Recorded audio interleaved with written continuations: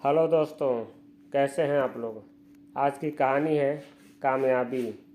एक गुरु अपने शिष्य के अत्यधिक विकास से बहुत ही खुश थे। उन्हें लगा कि अब शिष्य का मार्गदर्शन करने की कोई ज़रूरत नहीं है। इसलिए उस शिष्य को एक नदी किनारे बनी अपनी छोटी सी कुटिया में छोड़कर निकल पड़े।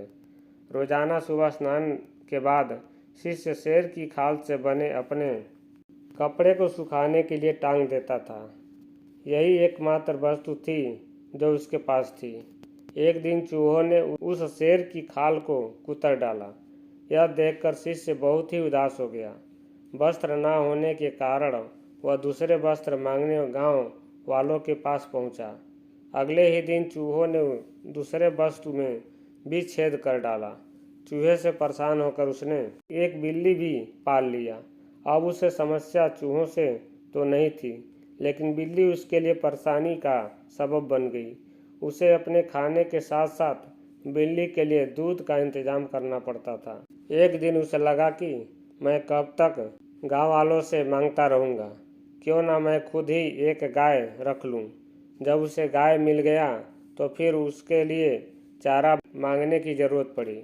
उसे लगा कि झोपड़ी में चारों ओर घास से इसका काम चल जाएगा, लेकिन उसमें उसके सामने गाय को चराने की समस्या आ खड़ी हो गई। गाय को चराने के चक्कर में उसे ध्यान के लिए पूरा वक्त नहीं मिल पा रहा था, इसलिए इस काम के लिए उसने आदमी रख लिया। अब सवाल आया कि काम करने पर निगरानी की। इसके लिए उस शिष्य ने एक महिला से शादी कर ली, जो इसके इन सारे कामों को निगरानी करती और उसके काम में हाथ बटाती। आगे चलकर ऐसा वक्त आया जब वह गांव का सबसे धनी व्यक्ति बन गया। कई सालों के बाद अचानक एक दिन गुरुजी उस गांव में पहुंचे। सब कुछ बदला हुआ देखकर वे दंग रह गए। उन्होंने देखा कि जहां कभी कुटिया हुआ करती थी, वहां आज एक आलीशान इमारत खड़ी है। उन्होंने एक नौकर से पूछा, क्या यह वही जगह नहीं है जहां कभी मेरा एक शिष्य रहा करता था। नौकर उन्हें कोई जवाब देता, इससे पहले ही गुरु का वह शिष्य हाजिर हो गया। गुरु ने उससे पूछा, वत्स, आखिर ये सब क्या है। इस पर शिष्य ने कहा, आपको विश्वास नहीं हो पा रहा है न, लेकिन मेरे पास सिवाय इसके कोई दूसरा तरीका नहीं था कि मैं शेर की खाल को हटा देता।